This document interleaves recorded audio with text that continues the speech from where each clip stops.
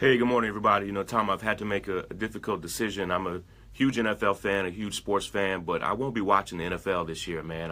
I can't, in good conscience, support this league with all of its pro-Trump owners as it blacklists my friend and brother Colin Kaepernick for taking a silent, peaceful stance against injustice and police brutality in America.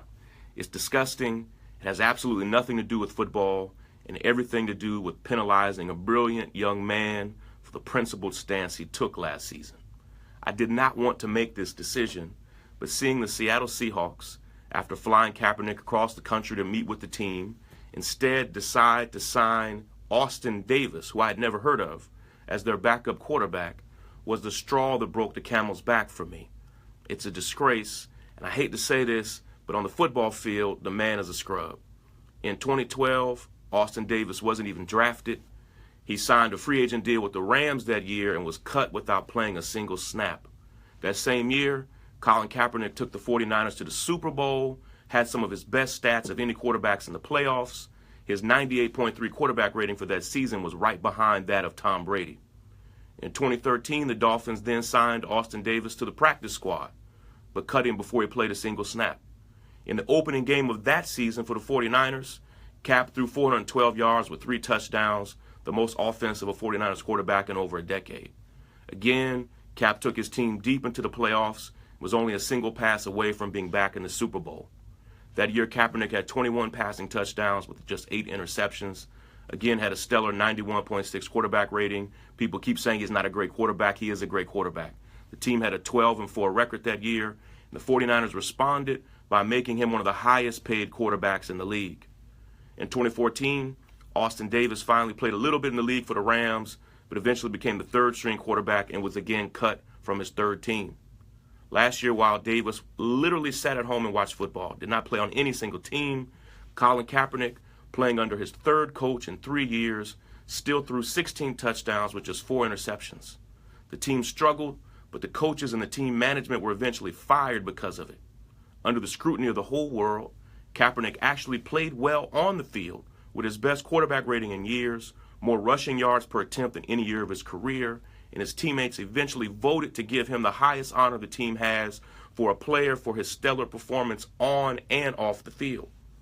Last season, Colin Kaepernick, in what may be seen as his most turbulent year ever, threw 3 more touchdowns and 8 fewer interceptions than Austin Davis has in his entire 5-year career. In Colin's worst season, he did more than Austin Davis did in his entire life. But somehow Colin Kaepernick still doesn't have a job. This is not about football. Don't call it football.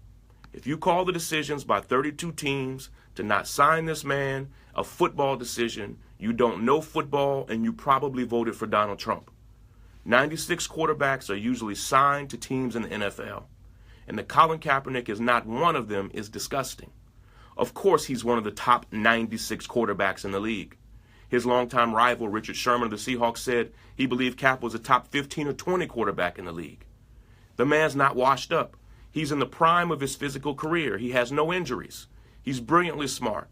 He's a good family man with no criminal record. He's a homebody. He's deeply committed to the community. He gets along with his teammates. He takes care of his money. Yet in spite of playing his cards right, this man can't get a job in the league because he dared to speak out against police brutality and he threatened the ridiculous fragility of the conservative white male fan base. Let me break it all the way down to you.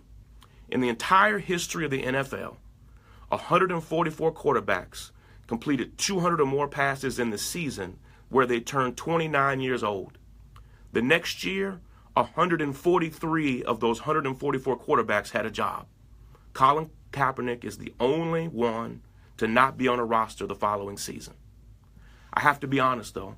The decision to boycott the league this year was not my own. Watching the games every Sunday and Monday and Thursday with my 10-year-old son had long since become a pastime in my house. But a few days ago, after seeing an advertisement for a special on the NFL, he literally said to me, "Dad, we can't watch after what they've done to Colin and with all those owners loving Donald Trump so much." I agree.